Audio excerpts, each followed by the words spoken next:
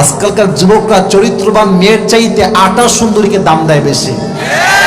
আরে পাগলা, আটা ধুইলেই তো আটা শেষ হয়ে যাবে।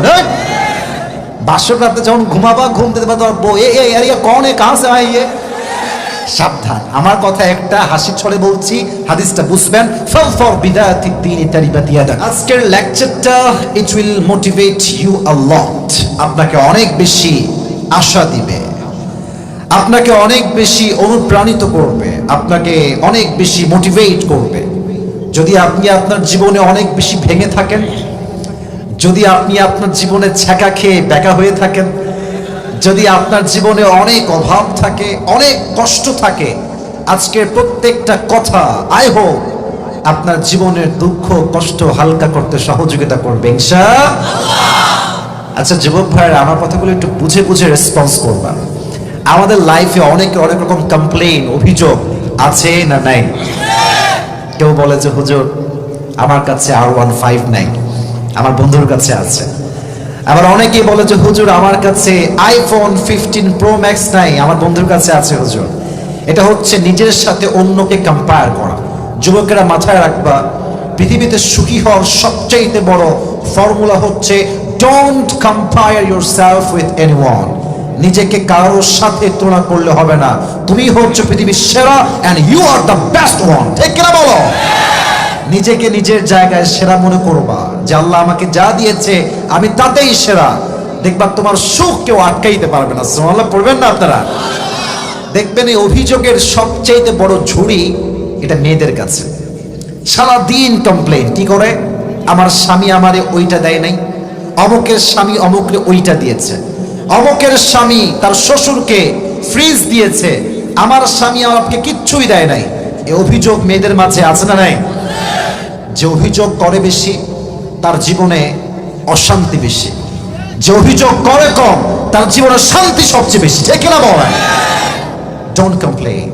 আল্লাহ যা দিয়েছে তাতেই পড়বেন আলহামদুলিল্লাহ, আমি যা পেয়েছি তাতেই আমি সুখী। আচ্ছা, কক্সবাজার একটা রেলওয়ে স্টেশন আছে, জানেন না আপনারা সবাই? মাঝে মাঝে যাবেন, দেখবেন ঠান্ডার মাঝে কনকনে শীতে কিছু ছোট্ট বাচ্চা শুয়ে আছে, চাদর নাই, ল্যাপ নাই, খাতা নাই। ওর দিকে দেখলে মনে হবে যা আমি মনে হয় দুনিয়াতে অনেক সুখেই আছি, আরামেই আছি। ঠিক কিনা বলেন? যদি আপনি আবার ঢাকার গুলশানে যান, ধানমন্ডিতে যান, বনানীতে যান, উত্তরায় যান, দেখবেন duplex, triplex flat, luxurious flat, luxurious car, BMW, Mercedes, Audi, Nissan, Harrier, কত দামি দামি কার। দেখলে মনে হবে কিরে এর কাছে এত দামি কার, আমার কাছে সামান্য একটা সাইকেল, মনটা কষ্ট পাবে। এজন্য আল্লাহ বলছেন ওই দিকে তাকায়ও না। The prophet says in hadith, উনদুরু ইলা মান হুয়া আসফালা মিনকুম ওয়া লা তানদুরু ইলা মান হুয়া আ'লা মিনকুম। The prophet Muhammad sallallahu alaihi wasallam says in this hadith, if you want to be happy, then look at those who are lower than you and don't look at those who are higher than you. যদি সুখী হতে চাও নিচের মানুষের দিকে তাকাও, উপরের দিকে তাকায়ও না। নিচের দিকে তাকাইলে বলতে মন চাইবে যে আল্লাহ আমাকে ভালো রেখেছে। আর যদি ধনীকে দেখেন বড়লোক, যার বিশাল বড় বাসা, মনে মনে কিন্তু আপনি আফসোস করতে বাধ্য হবেন। ঠিক কি না বলেন? এজন্য মাঝে মাঝে দেখবেন ফেসবুকে ঢুকলে অনেক ইউটিউবার, অনেক কন্টেন্ট ক্রিয়েটর আপনাদেরকে দেখায় যে how to lead a luxurious life, কিভাবে একটা লাক্সারিয়াস লাইফ লিড করা যায়। অনেক কিছু শো অফ তারা করবে আপনার সামনে। মাথায় রাখবেন এগুলো দেখে ব্রেন ওয়াশ করা যাবে না। ব্রেন ওয়াশ করলে জীবন নষ্ট হয়ে যাবে। মাথায় রাখতে হবে আল্লাহ আমাকে যা দিয়েছেন, যতটুকু দিয়েছেন তাতেই আমি খুশি। সকলেই পড়ুন আলহামদুলিল্লাহ। এজন্য আজকের ওয়াজটা হবে এমনই যে ওয়াজটা শুনলে মনটা শান্ত হবে, মনের দুঃখ কষ্ট দূর হবে। মুমিনের জীবনের সবচাইতে বড় দামি গুণের নাম হচ্ছে সবর, ধৈর্য। কক্সবাজারের ভাইরা, দুইটা শব্দ আমি আপনার থেকে শুনতে চাই। মুমিনের জীবনের সবচাইতে বড় গুণ হচ্ছে সবর। সবর মানে একটু বলেন না, ডানের বামের বামের বাইরে সবাই। সবর মানে ধৈর্য। This is called in English patience. ধৈর্য, ধৈর্য এটা এমন একটা গুণ এমন একটা যন্ত্র যা কখনো ব্যর্থ হয় না। সবর এমন একটা তীর যা কখনো লক্ষ্য ভ্রষ্ট হয় না। সবর আল্লাহ তাআলা এমন একটা হাতিয়ার সবরকে বানিয়েছেন, এই হাতিয়ার যে তার যুদ্ধে ব্যবহার করেছে সে তার যুদ্ধে সফলতা অর্জন করে বাসায় ফিরে আসছে। ঠিক কিনা বলেন? সবর এবং সাকসেস, ধৈর্য এবং সফলতা, এই দুইটা হচ্ছে সহোদর ভাইয়ের মতো। যে সবর, যে পেশেন্ট, যে ধৈর্যশীল, সে যে সফল হবেই হবে, পৃথিবীর কোনো পাপের ক্ষমতা তাকে আটকাবা। ঠিক কিনা বলেন? টুডে ইনশাআল্লাহ we will talk about from sabr. আজকে আমাদের আলোচনার সেন্ট্রাল থিম বা সাবজেক্ট ম্যাটার হচ্ছে ধৈর্য, সবর। তো আসুন আমরা সকলে একবার রিপিট করি আলোচনার মূল বিষয়বস্তুকে। আমি জিজ্ঞেস করব, you have to answer me very loudly, মন খুলে জবাব দিবেন। বলেন, আজকে আলোচনার মূল বিষয়বস্তুর নাম কি? ধৈর্য। আবার বলেন, এটার নাম কি? ধৈর্য। কিছু আয়াত শুনি আল্লাহ কি বলেছেন। প্রথমে আল্লাহ তাআলা বলছেন, ইয়া আইয়ুহাল্লাযীনা আমানু ইসতাঈনু বিস-সাবরি ওয়াস-সালাহ। Allah says in this ayah, you who believed, seek help with patience and prayer. আল্লাহ বলছেন, হে বিশ্বাসীরা, তোমরা আল্লাহর কাছে সহযোগিতা চাও দুইটা জিনিসের মাধ্যমে। এক ধৈর্য, দুই হচ্ছে নামাজ। এক হচ্ছে ধৈর্য, দুই হচ্ছে নামাজ। সেকেন্ড যে আয়াতের অংশটা খুবই ফেমাস একটা আয়াত, ইন্নাল্লাহা মা'আস Saverin. Indeed, Allah subhanahu wa ta'ala is with those who are patient. আল্লাহ বলছেন, আমি সবসময় তাদের সাথে আছি যাদের মাঝে ধৈর্যের গুণ আছে। সুবহানাল্লাহ পড়বেন না? And another ayah, Allah says, يا أيها الذين آمنوا اصبروا وصابروا ورابطوا واتقوا الله لعلكم تفلحون. You who believed, be patient and raise in patience and be strong, be steadfast, واتقوا الله and fear your Lord لعلكم تفلحون, in order that you will be victorious. আল্লাহ বলছেন, ধৈর্যশীল হও এবং ধৈর্যে তুমি অটল থাকো, অবিচল থাকো, আল্লাহকে তুমি ভয় করো, তোমার সফলতা দান করবে এক সত্তা। তিনি কে? আওয়াজটা কক্সবাজারের হয় নাই, আর তার নাম কি? আল্লাহর ওয়াদা, ধৈর্যশীল হলে আমি তোমাকে চূড়ান্ত পর্যায়ের বিজয়ী সৈনিক হিসেবে কবুল করব। সুবহানাল্লাহ পড়বেন না আপনার সবাই? এবার আসুন, সবরের রিওয়ার্ড কি, সবরের জাযা কি, প্রতিদান কি জানার দরকার। যুবক ভাইরা সকলে বলো, আছে না নাই? কোরআনে আল্লাহ তাআলা বলছেন, ইন্নামা ইউওয়াফাস সাবিরুনা আজরাহুম বিগাইরি হিসাব।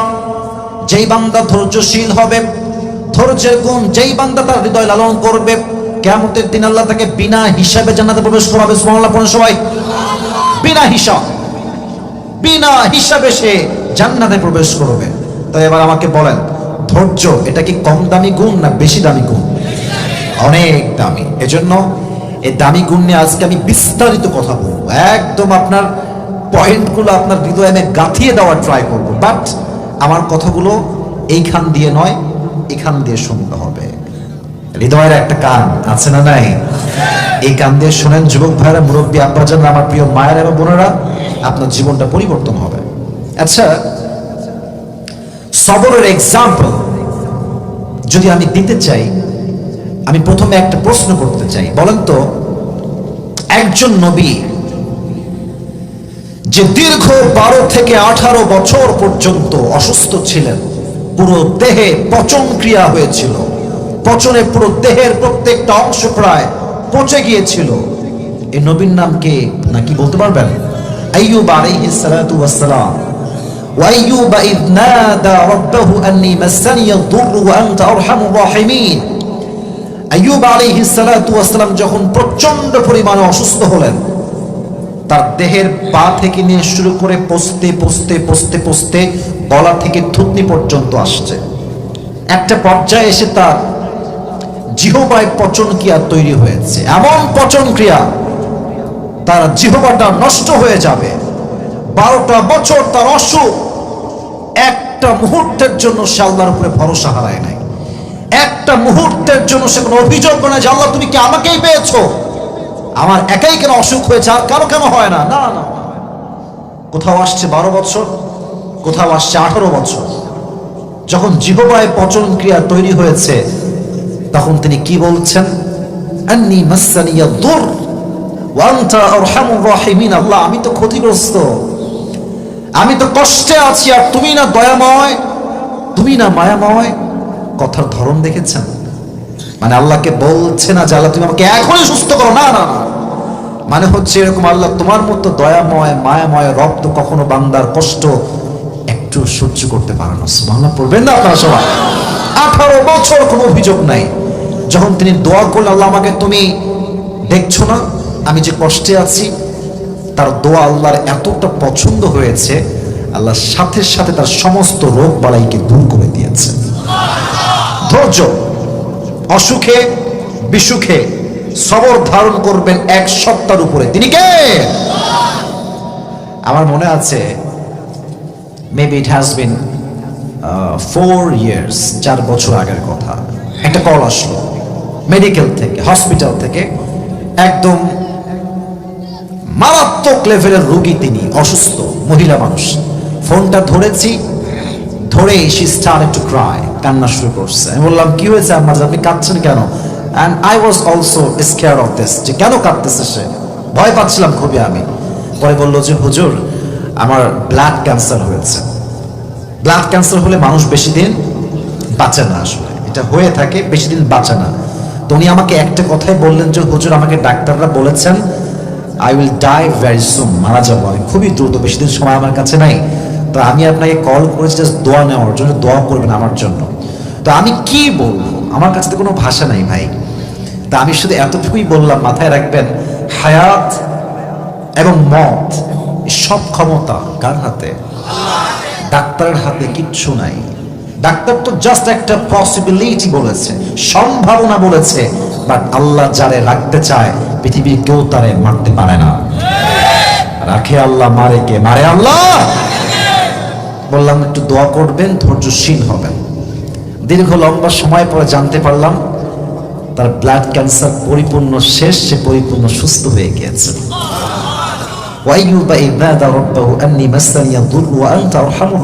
আল্লাহ তুমি কি দেখছো না আমি কষ্টে আছি? আল্লাহ তুমি কি বোঝো না আমি কতটা কষ্টে আছি, কতটা দুঃখে আছি? আল্লাহ তুমি না রহমান, তুমি না রহিম? আল্লাহ বলছি তুই দোয়া করলি এত সুন্দর করে, তুই এতটা ধৈর্য ধারণ করলি, আমি আল্লাহ তো রহমান, আমি আল্লাহ তোকে পরিপূর্ণ শিফায়ে আজলা কামিলা দান করলাম। সুবহানাল্লাহ। আচ্ছা, আরেকজন নবী যাকে সমুদ্রের মাছ গিলে ফেলেছিল, তার নাম কি কে বলতে পারে? ইউনুস। নাম কি? ইউনুস আলাইহিস সালাতু ওয়াস সালাম মাছের পেটে ঢুকে আছে, অন্ধকার সমুদ্রের ভেতরে। কোন বিজ্ঞানী গিয়ে বাঁচাতে পারবে? কথা কন, পারবে? কোন সরকার পারবে? কোন পুলিশ পারবে? উনি সেই মাছের পেটের গভীর অন্ধকারে আল্লাহর কাছে 2টি হাত তুলেছে। আল্লাহ তুমি তো আমাকে বাঁচাতে পারো, তুমি না আমার সত্তা, আমি ধৈর্যশীল হলাম। আল্লাহ তাআলা বলছেন আমি সাথে সাথে তার ধৈর্য এবং দোয়ার জন্য মাছ 2 ঠোঁট হা করে এমন একটা বমির মতো রিয়্যাক্ট করেছে, ইউনুস আলাইহিস সালাতু ওয়াস সালাম সমুদ্রের গভীর থেকে মাঝখান থেকে সোজা এসে কিনারায় পৌঁছে গিয়েছে। সবর, ধৈর্য। এজন্য যত বিপদে আপনি পড়েন না কেন, যদি ধৈর্যশীল হতে পারেন, আপনাকে সর্বাবস্থা থেকে হেফাজত করবে একজন। আওয়াজ দিয়ে বলেন তিনি কে? এই তো বেশি দিন হয়নি, মাত্র 15 থেকে 20 দিন হবে। হয়তো অনেক যুবক জানলে জানতেও পারো তোমরা, আমি 20 দিন বা 15 দিন আগে একটা বিশাল বড় কার অ্যাক্সিডেন্ট করেছি। জানেন নাকি আপনারা? অনেকেই জানেন। গাড়িটা কিন্তু আমি নতুন কিনেছিলাম, মানে শোরুম থেকে কিনে নিয়ে আসছি, মাত্র 7 দিন হয়েছে। এমন জোরে গাড়িটা খাদে গিয়ে পড়েছে, গাছের সাথে গাড়িটা বাড়ি লেগে গ্লাস, ওপরের ছাদ, বামের জানালা, ভেতরের সিলিং সব ভেঙে গুড়িয়ে গিয়েছে। এত বড় ক্ষতি, পুরো গাড়ি শেষ। অবাক করা বিষয়, এত কিছু হওয়ার পরেও আমার 2 চুল পরিমাণ কোনো ক্ষতি হয় নাই। আমি স্টিল ঠিক আছি, তখনও ঠিক ছিলাম। তা আমি যদি ভাবতাম যে আল্লাহ তুমি এত দামি সম্পদ কেড়ে দিলা, শখে গাড়ি শেষ করে দিলা, আমি কিন্তু সুখী হইতে পারতাম না। আমি ধৈর্যশীল হয়েছি।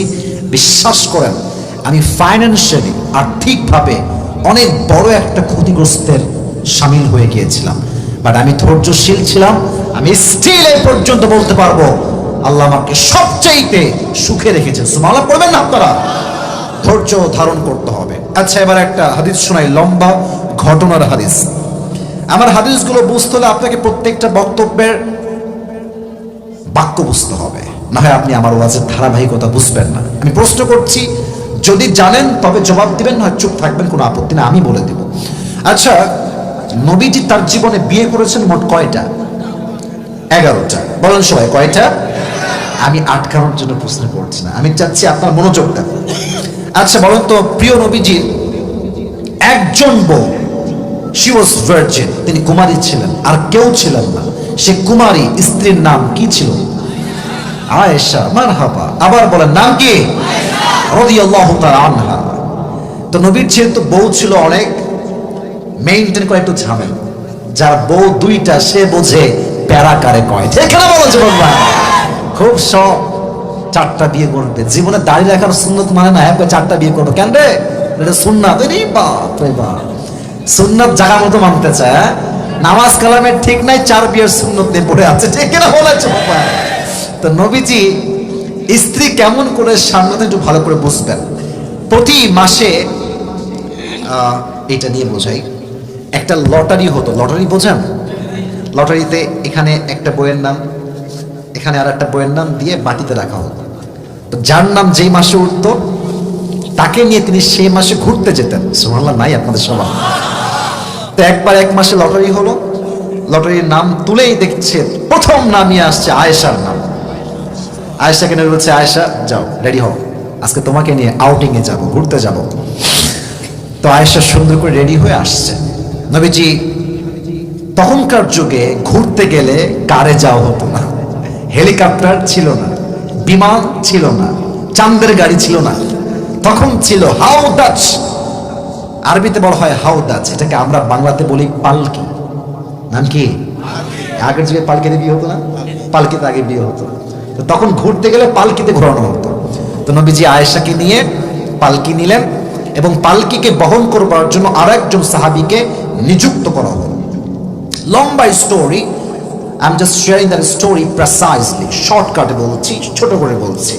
যখন তিনি ঘোরাফেরা করে ফিরে আসবেন বাসার দিকে, ইন দ্য মিডল, মাঝে তার একটা ওয়াশরুমের চাপ দিয়েছে আয়েশা রাদিয়াল্লাহু তাআলা আনহা। তো প্রকৃতির ডাকে সাড়া দেওয়ার জন্য বললেন, এই উটের যে হাওদাস যে নিয়েছিল, পালকি চলাচ্ছিল, থামো, আমি একটু যাব এবং আমি আসছি। উনি থামালেন, আয়েশা রাদিয়াল্লাহু তাআলা আনহা নামলেন প্রকৃতির ডাকে সাড়া দেওয়ার জন্য। তো মজার বিষয় হচ্ছে, উনি ছিলেন খুব স্লিম, চিকন মানুষ। চিকন মানুষ গাড়িতে উঠলেও বোঝা যায় না, নামলেও বোঝা যায় না। আর মোটা মানুষ যখন রিক্সায় উঠে টায়ার ব্লাস্ট হইল বইলে, ঠিক কিনা বলেছ? বাট চিকন মানুষ আসলে কিন্তু এরকম বোঝা আসলে যায় না। তো আয়েশা যখন নেমে গিয়েছে, উনি কি আসলে উঠেছে কিনা এটা সে টের পায় না। তো সে টের না পেয়ে উঠ নিয়ে বের হয়ে গিয়েছে। সে ভেবেছে কি যে আয়েশা মনে হয় উঠে গিয়েছে, অনেক দূর সে চলে গিয়েছে। এবার যখন আয়েশা রাদিয়াল্লাহু তাআলা আনহা কাম ব্যাক করেছেন, তখন দেখছে উটটা এখানে নাই, উট গেল কোথায়? দূর দূর পর্যন্ত উটের কোনো চিহ্নই দেখা যাচ্ছে না। উনি বুঝে ফেললেন যে আসলে সে আমাকে ভুল করে রেখে চলে গেছে। তো উনি সুন্দর করে আমার চেহারার দিকে তাকান, উনি সুন্দর করে চাদর নিলেন, মরুভূমির মাঝে শুয়ে পড়লেন, চাদরটা উপরে মুড়ি দিয়ে, পুরো দেহটা ঢাকা। তো প্রত্যেকটা পিকনিকে যখন আমরা যাই দেখবেন, পার্কে কিংবা কক্সবাজারে দেখবেন একটা মাইক থাকে। মাইক ডেকে, অমুক ছেলে কোথায় আছো, জলদি আসো, বাস কিন্তু এখনই ছেড়ে দিবে, আসো আসো। তো ওই সফরে যিনি দায়িত্বে ছিলেন এই সব ম্যানেজমেন্টের, এটাকে আমরা বলি লস্ট অ্যান্ড ফাউন্ড, কে আছে কে নাই, যার দায়িত্ব থাকে তাকে দেওয়া হয়েছিল একজন সাহাবী, তার নাম হচ্ছে আব্দুল্লাহ ইবনে মুআত্তাব রাদিয়াল্লাহু তাআলা আনহু। তো উনি এবার ভাবলেন যে আয়েশা তো নেই, আমি তাকে খুঁজে নিয়ে আসছি। তো উনি দূর থেকে আসছেন, দেখছেন মরুভূমির মাঝখানে একটা ছোট্ট দেহ, লম্বা চিকন, শুয়ে আছে চাদর মুড়ি দিয়ে। উনি ওখানে গিয়ে কাশি দিলেন, উনি উঠলেন, আয়েশা রাদিয়াল্লাহু তাআলা আনহা উঠে উটের হাওদাজে উঠলেন, তারপর নিয়ে আসলেন। এখন নবী তো চলে গিয়েছেন নিজের জায়গায়, আব্দুল্লাহ ইবনে মুআত্তাল নিয়ে আসছে আয়েশাকে, কাফেররা সুযোগ পেয়ে গেছে। এবার কাফেররা পুরো এলাকায় বদনাম ছড়িয়েছে, আয়েশা নাকি আব্দুল্লাহ ইবনে মুআত্তালের সঙ্গে ফিরে আসার সময় জিনা করে ফিরে আসছে। নাউজুবিল্লাহ। আস্তে কেন, জোরে জোরে বলুন নাউজুবিল্লাহ। আচ্ছা, আমাদের মাতৃ সমতুল্য, আমাদের মায়েদের আদর্শের জায়গায় যিনি, আয়েশার মতো একজন নারী কখনো কি জিনা করতে পারে বলে আপনার মনে হয়? হয় হয় হয় কখনোই তিনি করতে পারেন না। উনি ফিরে আসছেন আর পুরো এলাকায় বদনাম, আয়েশা নাকি অমুক সাহাবীর সাথে জিনা করে বাসায় ফিরে আসছে। মুনাফিকরা সব এটাকে ছড়িয়ে দিয়েছে, কিন্তু মজার বিষয় হচ্ছে আয়েশা কিচ্ছুই জানে না।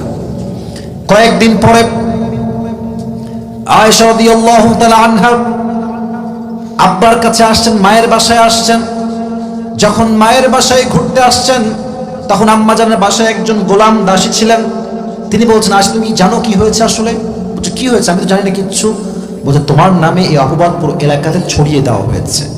বলছে, নাউজুবিল্লাহি মিন যালিক। উনি বলছেন, আল্লাহে, আল্লাহর শপথ, আমি আয়েশা পরিপূর্ণ পবিত্র একজন নারী, আমার দেহে কোনো পরপুরুষের টাচ লাগে নাই। সুবহানাল্লাহ পড়বেন না আপনারা?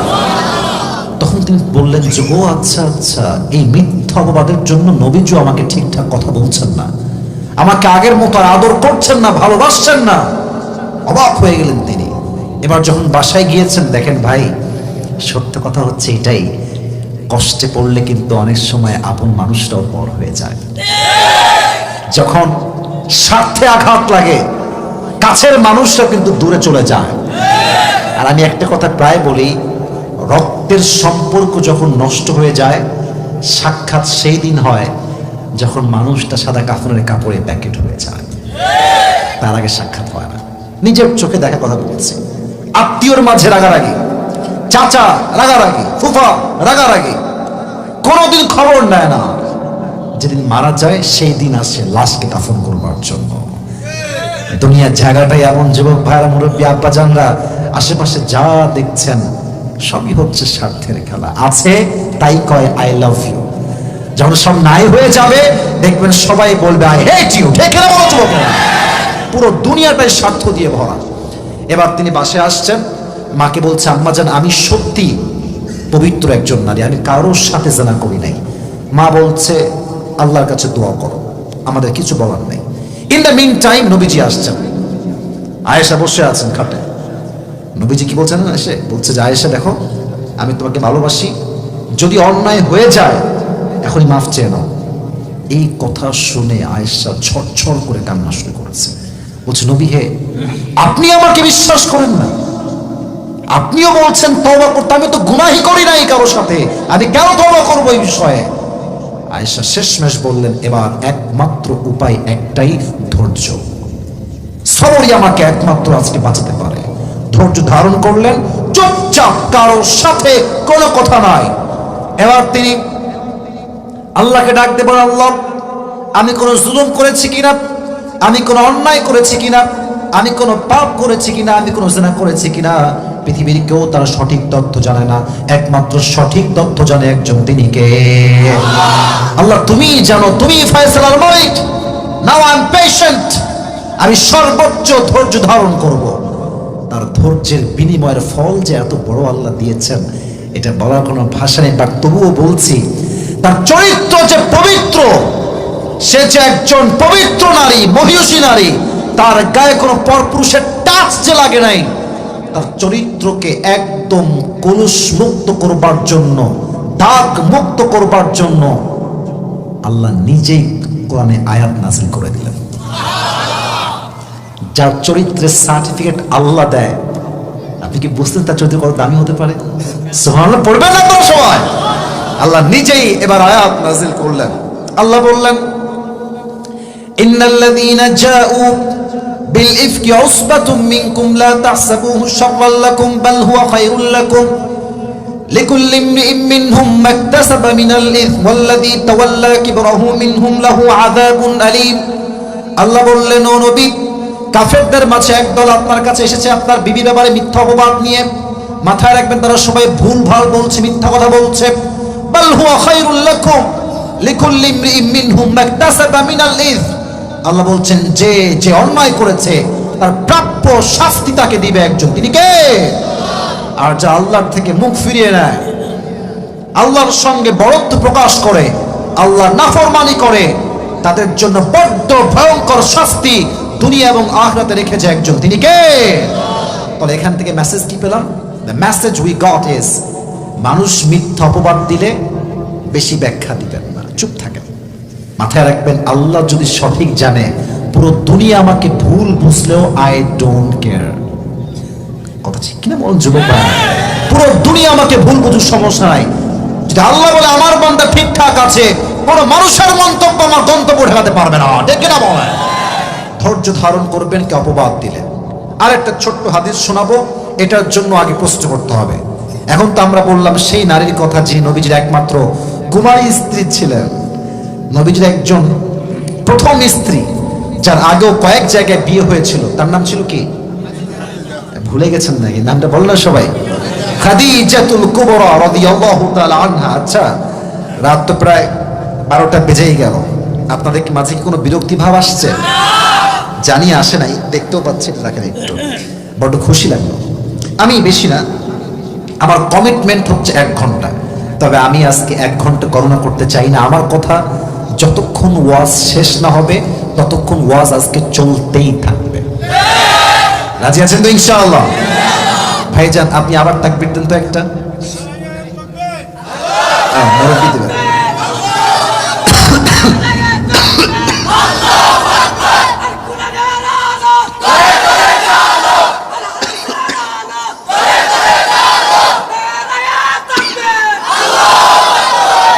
ভাইকে পেয়ে আমার সুবিধা হয়েছে, মাঝে আমি একটু ব্রেক পাইলাম আর কি। মাশাআল্লাহ, ভাইজানের গায়ে একটা কঠিন শক্তি আছে। এবার আমার সঙ্গে দিবেন, গলাটা ঠিক করুন। এবার তাকবীর সবাই বাঘের বাচ্চার মতো দিবেন। লিল্লাহি তাকবীর। আল কোরআনের আলো, আল হাদিসের আলো, কোরআন হাদিস যেখানে, আলেম ওলামা যেখানে, কক্সবাজারবাসী যেখানে, আল্লাহ কবুল করুন। প্রণামে খাদিজা রাদিয়াল্লাহু তাআলা আনহা। এটা এক সুন্দর ঘটনা যেটা আপনাকে মারাত্মক লেভেলে মোটিভেট করবে। আর যদি আপনি সিঙ্গেল হন, আনম্যারিড হন, এটা আপনাকে আরো বেশি মোটিভেট করবে। সুবহানাল্লাহ পড়বেন না আপনারা? খাদিজা রাদিয়াল্লাহু তাআলা আনহা যখন তার প্রথম বিবাহ হলো, তার প্রথম ঘরে একজন সন্তান আসলো, তার নাম হচ্ছে হিন্দ। সন্তান যখন হয়ে গেল, স্বামীর সঙ্গে একটা লম্বা সময় তিনি সংসার করলেন।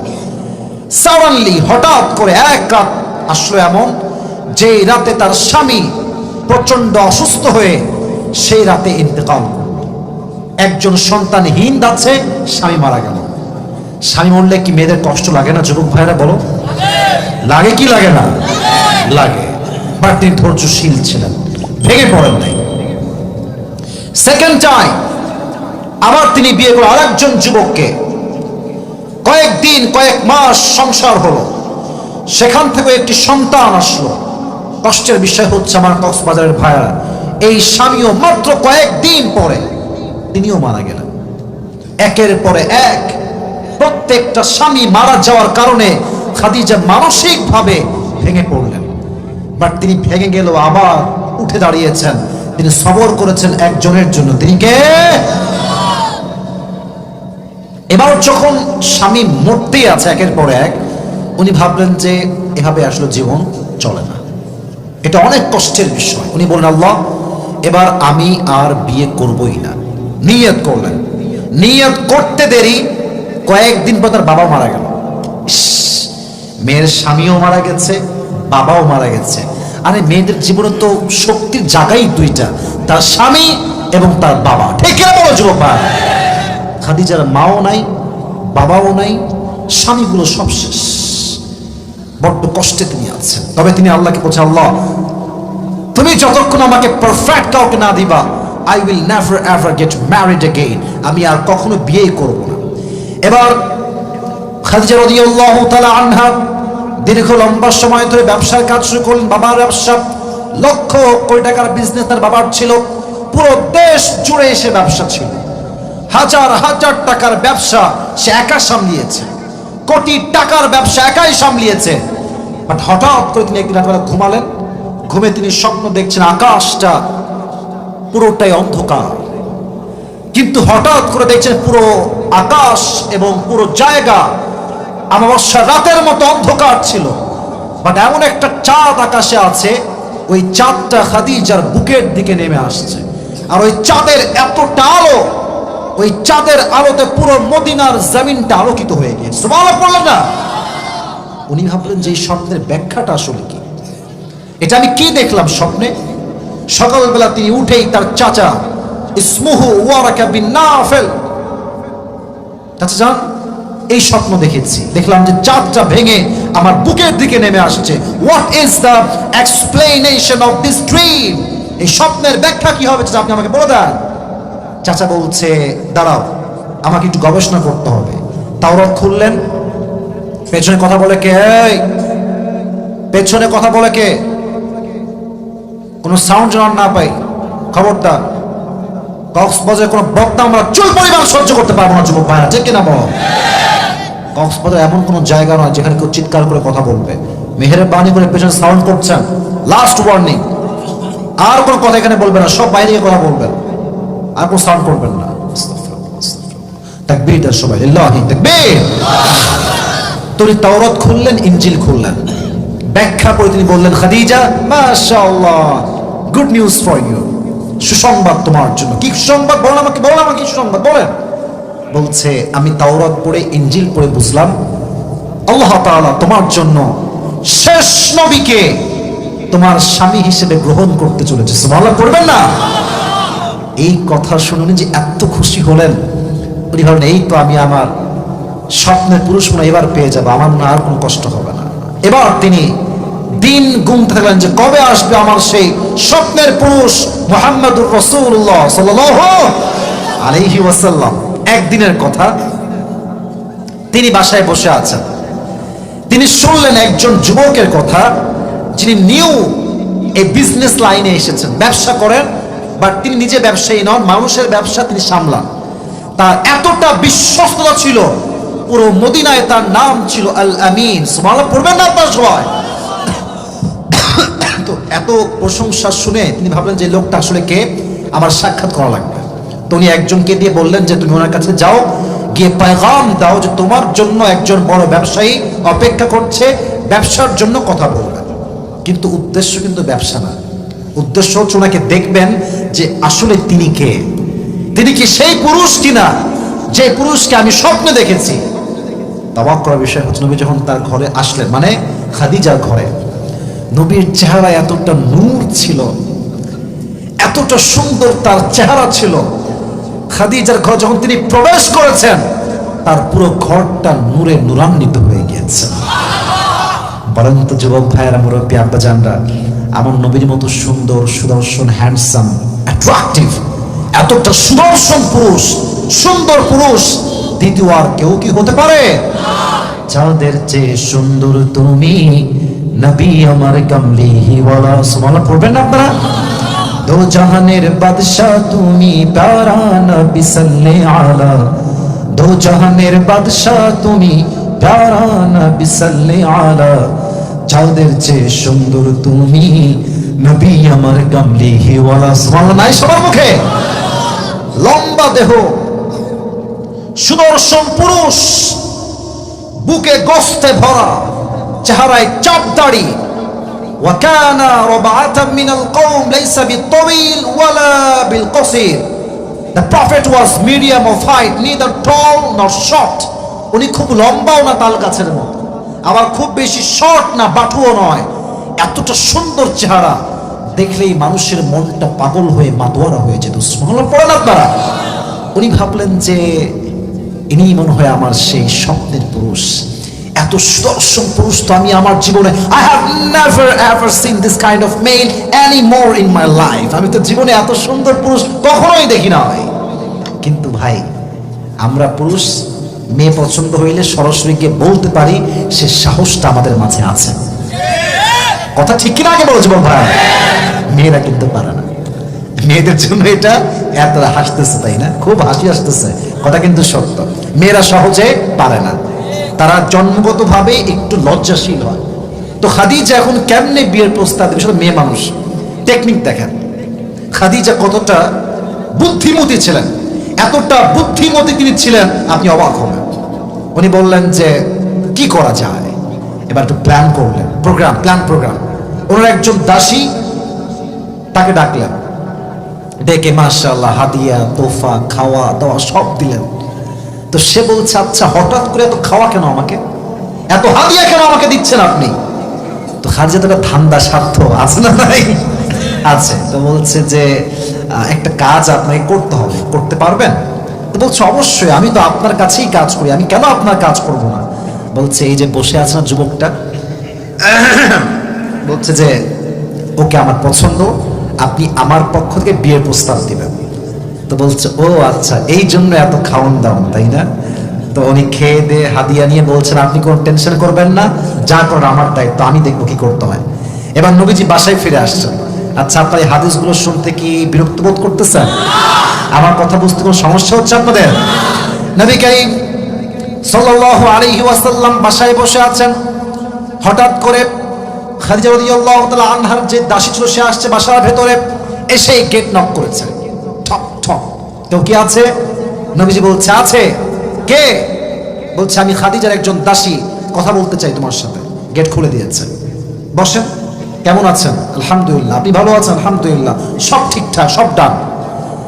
এই কথার ফাঁকেই খাদিজার দাসী নবীকে বলছে আচ্ছা মুহাম্মদ, তখন তিনি নবুয়ত পান নাই, নবী হন না এখন, 25 বছর বয়স, নবুয়ত এখনো পায় নাই। তো বলছে মুহাম্মদ একটা কথা বলো, মাইন্ড করবো না তো, রাগ করবো না তো? বলছে বলেন। আচ্ছা তুমি বয়স তো তোমার ঠিকঠাকই আছে, তাগড়া যুবক, ইয়াং ম্যান মাশাআল্লাহ, তুমি বিয়ে করো না কেন? জায়গা মতো হাত দিয়েছে, বিয়ে করো না কেন? নবীজি বলতেছে আমাদের কথাই, আমাদের যেটা নবীজি তাই বলছেন। নবীজি বলছে বিয়ে তো করতে চাই, বাট টাকা পয়সা নাই। কথা বলেন কি নাই? টাকা পয়সা নাই, কেমনে খাওয়াবো, রাখবো কোথায়, ভরণ পোষণ দেবো কেমন করে, কিছুই তো আমার কাছে নাই, আমি তো নিঃস্ব একজন যুবক। তো এবার সে বলছে দেখো টাকাই সমস্যা। বলছে হ্যাঁ টাকাই সমস্যা, বাদ বাকি আমি রেডি। বলছে আচ্ছা তোমাকে যদি আমি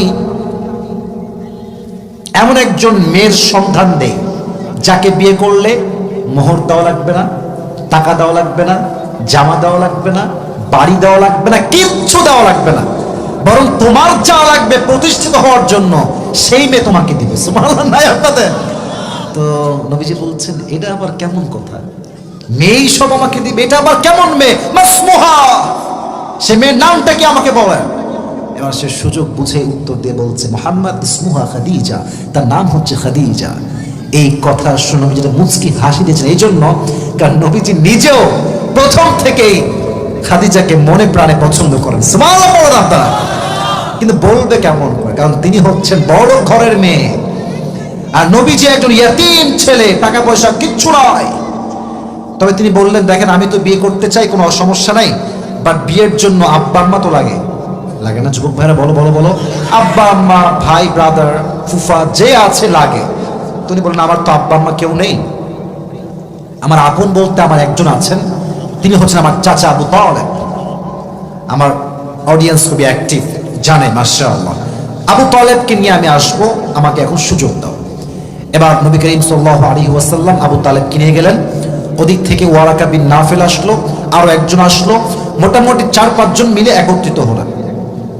এখন বলেন বিয়ের জন্য মোহরের দরকার আছে না নাই? আওয়াজটা মরে গেছে, জোরে শুনে আছে না নাই? মোহর কি দেওয়া যায়? নবী তো ইয়াতীম মানুষ, টাকা পয়সা কিচ্ছু নাই।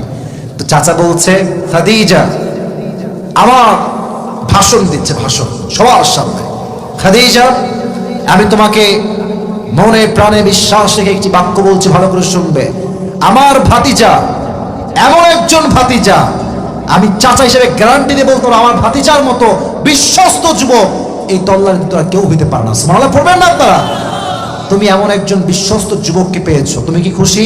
বলছে হ্যাঁ আমি অনেক খুশি। তো খাদিজা, আমরা তো গরিব মানুষ, তোমার মতো ধনী মানুষটি খুশি আমরা কোনোভাবেই করতে পারবো না, তবে আমার ভাতিজার পক্ষ থেকে মোহর হিসেবে আমি তোমাকে 20টা উট দিলাম। কয়টা উট? জোরে বলেন কয়টা? 20টা উট। উনি গ্রহণ করলেন খুশির সাথে। আর আজকালকার মেয়েরা, বাবারা, মোহর তৈয়ারি বহুত দূর কি বাত है, বাবারা আজকাল টাকা থাকলে মেয়েকে টাকলার সঙ্গে বিয়ে দিয়ে দেয়। টাকা দেখছো না মাঝে মাঝে ফেসবুকে তোমরা, কোন বুইড়া বেড়ারে বিয়ে করছে, কোথাকার কোন মাইয়া, হ্যাঁ? তো বলতেছে কেন বিয়ে করলেন? আমি আপনাকে ফিল করতে পারি। ফিলের গোষ্ঠী কিলাই, কিসের ফিল এইটা? তোমার বুইড়ারে ফিল হয়, তাই না? ফাইজলামের লিমিট থাকা দরকার। আমার একটা লজিক আছে, শুনবেন? লজিকটা শুনবেন? আচ্ছা, এই যে মেয়েরা বলে যে আমার মুরব্বী আব্বা যান, প্লিজ ডোন্ট মাইন্ড, রাগ করেন না, আগেই মাফ চাচ্ছি। এরা বলে কি মুরব্বীকে আমার ভাল লাগছে না, বুড়িটাকে ভাল লাগছে। সোজা কথায় আমার কথা একটা, তোদের দিন শেষে খালি টাকাওয়ালা বুড়াকে ভাল লাগে কেন? গরিব বুড়াটা ভাল লাগে না? ও খালি টাকা ভাল লাগে, তাই না? সব ভালোবাসা দেখবেন যেই বুড়ার টাকা আছে তার প্রতি। তো কক্সবাজারে অনেক মুরব্বী আছে, এখানে এদেরকে ভালোবাসতে মন চায় না তোমার, তাই না? ও আমরা বুঝি এটা কোনো ফিলিংস এর ব্যাপার নয়, এটা সব হচ্ছে টাকার খেলা। ঠিক কিনা বল? এদেরকে হেদায়েত দান করো, পড়াবেন। তো উনি 20টা উট নিলেন মোহর হিসেবে। এবার বলেন বিয়েতে একটা খাওয়া দাওয়ার আয়োজন, ওয়ালিমা আছে না নাই? কি খাওয়াবে? টাকা নাই, পয়সা নাই, কিচ্ছু নাই নবীর কাছে। খাদিজার মন কত বড়, বলছে আমার কাছে 20টা উট আছে, এই 20টা উট নিয়ে যাও এবং এটাকে আমাদের বিয়ের ওয়ালিমা হিসেবে জবাই করে দাও। সুবহানাল্লাহ পড়েন। এবার 3 কবুল হয়ে সব বিয়ে ঠিক, ডান, সব নিকাহের রাত সম্পূর্ণ হয়ে গেল। যখন বাসর রাত আসলো, এবার আসেন আমার হাদিসের মূল মেসেজটা আমি এখন দেব। নবীজি ডান পাশে বসে আছেন, খাদিজা বাম পাশে বসে আছেন, দুইজন একই খাটে একই জায়গায় বসে আছে। এবার খাদিজা নবীকে সম্মানের সাথে ডাক দিয়ে বলছেন, আপনি কি জানেন যে আজকে আমি আপনাকে স্বামী হিসেবে কেমন করে পেয়েছি? বলছে না, তা তো জানি না। খাদিজা বললেন, আমার আগের সব স্বামী মারা গিয়েছে। আমি বলেছিলাম, আল্লাহ আমি ধৈর্যশীল হলাম, যতক্ষণ পর্যন্ত তুমি আমাকে না দিবা আমি ততক্ষণ পর্যন্ত বিয়ে করব না। আমি ধৈর্যশীল ছিলাম। এই সবরের বিনিময়ে, ধৈর্যের বিনিময়ে আপনার মতো আল্লামিন বিশ্বস্ত যুবক শেষ নবীকে আল্লাহ তাআলা আমি খাদিজার স্বামী হিসেবে কবুল করে নিয়েছি। Only one reason, and that is সবর, ধৈর্য। এজন্য যাদের বউটাও নাই আর যেই মেয়েদের স্বামী নাই, ওয়েট অ্যান্ড সি, খেলা হবে আগামীতে। এখনই ভেঙে পড়া যাবে না মেরে দোস্ত। ये दिन ही दिन नहीं है, दुनिया में और भी दिन बाकी है। এজন্য আজকে যারা সিঙ্গেল দেখে তোমার টিটকারি মারে, কি রে তোর বউ কবে হবে রে, বলবা বেটা তোর চেয়ে সুন্দরী বউ আল্লাহ আমাকে দিবে, তাই আমি অপেক্ষায় আছি। আর ধৈর্যের ফল সবসময় মিষ্টি হয়ে থাকে। এজন্য কারো মন্তব্যে কান দিবা না। আর যে বন্ধু বিয়ে করে ফেলেছে ওকে বলবা, মারহাবা দোস্ত, তোর ছেলে হবে কবে তাই বল, আমার বইয়ের খবরটা আমি জানি আর আল্লাহ জানে। ঠিক কিনা বলেন? এজন্য যখনই এগুলো নিয়ে টেনশনে হবে, বউ হবে কবে, মেয়েদের স্বামী হবে কবে, টেনশন করবেন না। খাদিজার মতো ধৈর্যশীল হন। সঠিক সময়ে সঠিক উত্তম জীবন সঙ্গী আপনাকে দিবে একজন, তিনি কে? এই ছিল নবীর সঙ্গে খাদিজার বিবাহের স্টোরি। এখান থেকে আমরা শিখলাম জীবন সঙ্গী যাচাই বাছাই করার ক্ষেত্রে একমাত্র ধৈর্য ছাড়া দ্বিতীয় কোনো পথ হতে পারে না। ঠিক কিনা বলেন? তবে এখানে অনেক মুরব্বী ডানে আমার আছে, এখানে সামনে কিছু মুরব্বীরা আছেন। আমি আপনাদেরকে একটা কথা বলবো, মুরব্বীদেরকে, বাবু স্টপ, বাবু কথা বলবো না। মুরব্বীরা একটু কান খাড়া করবেন। আর ডানে কিছু মা আছেন, বামেও কিছু মা থাকতে পারেন। আর সাউন্ড যত দূর যাচ্ছে, I am talking with everyone, সবার সাথে আমি কথা বলছি। কথা একটা মন থেকে বলছি, and to be honest with you and from my heart, মন থেকে বলছি, বিয়ের ক্ষেত্রে চরিত্রের চাইতে দামি আর কিচ্ছু হতে পারে না। চরিত্র বড় দামি জিনিস। তুমি যখন বিয়ে করবার যুবক, মেয়েরা কিন্তু জাতে মাতাল তালে, ঠিক মাথায় রাখবা। বিয়ে যখন করতে হবে তো দেখবা যে এমন বোরকা পরে, হিজাব পরে এমন ভাবে আসবে, দেখলে মনে হবে ইয়ার ইয়ে তো অভি কবি জান্নাত সে ভাগ কে আই হে ইয়ার। এত ভালো মেয়ে, কিন্তু মুরব্বীরা বোঝে সব ভালো মানেই কিন্তু আসলে ভালো নয়, ঠিক না বলো? তো মুরব্বীকে নিয়ে যাবা সাথে, মুরব্বীদেরকে মাইনাস করে দিও না। কারণ তুমি আজকে যেই মেয়েকে সুন্দরী মনে করে আব্বা আম্মাকে মাইনাস করে বিয়ে করবা, পারমিশন ছাড়া বিয়ে করবা, আজকের সুন্দরী কালকে কালনাগিনী হতে দেরি লাগবে না। ওয়েট, একটু থাম। দুই, যখন কথা বলছো এদিকে তাকাও, একদম কান বরাবর দিব একটা, এদিকে তাকাও। আমার চোখে ভয় নাই, আমার চোখে তাকাও, কোনো ভয় নাই, মজা করছি। যখন বিয়ে করতে যাবা, মেয়েকে যদি কখনো ভুলেও কইছো যে আচ্ছা আপু, একটা করছেন নাকি আপনারা ভাই? আমি কিন্তু হাদিস থেকে এই কথায় আসছি। যদি বলেন যে আপু একটা কথা বলো, মাইন্ড করবেন না তো? বলে কি কথা বলেন ভাইয়া? আমার তো আপনাকে পছন্দ হয়েই গিয়েছে, তো আসলে আমি আপনাকে বিয়ে করতে চাই, বাট একটা বিষয় জানতে চাই। যদি আপনি বলেন আচ্ছা আপনার কি আমার আগে কেউ ছিল, তো দেখবেন যে মেয়ের যতই যেই থাক না কেন বলে ভাইয়া কি বলছেন, নাউজুবিল্লাহ মিন যালিক। তো কথা, আমি কিন্তু কথা হেসে বলছি, বাট কথা কিন্তু সিরিয়াস, কথা কিন্তু সিরিয়াস। যেই মেয়ে একটু বেশি ভাব নিবে যে না না আমি কিছুই বুঝি না, আমার কেউ ছিল না, মেরে দোস্ত দাল মে কুছ কালা তো জরুর হ্যায়। এজন্য বিয়ে জীবনে একবার, বউ হবে সে যে খাদিজার মতো চরিত্রবান নারী হতে পারবে, ঠিক কিনা বলেন? আল্লাহ আমাদের সবাইকে চরিত্রবান নারীকে বিয়ে করার তৌফিক দান করুন, আমিন। তবে খুব খুশি আপনারা, আমি বুঝতেছি, কারণ মেয়েদের বিপক্ষে গেছে। তবে আপনারা কিন্তু খুব সুবিধার না, ঠিক আছে? আজকালকার যুবকরা চরিত্রবান মেয়ের চাইতে আটা সুন্দরীকে দাম দেয় বেশি। আরে পাগলা, আটা ধুইলেই তো আটা শেষ হয়ে যাবে। বাসর রাতে যখন ঘুমাবা, ঘুম দিতে পারতো বউ কন এ কাছে আইয়ে। সাবধান, আমার কথা একটা হাসির ছলে বলছি, হাদিসটা বুঝবেন। ফালফর বিদায়াতিদ দীনি তারিবাতি ইয়াদাক। নবীজি বলেছেন বিয়ে করে কেউ যদি সফল হতে চায়, জীবনে সফলতা অর্জন করতে চায়, তাকে সবচেয়ে বেশি দিনদারিত্বকে প্রাধান্য দেওয়া লাগবে, ঠিক কিনা বলেন? আল্লাহ আমাদের সবাইকে খাদিজার মতো চরিত্রবান নারীকে বিয়ে করার তৌফিক দান করুন, সকলে পড়া আমিন।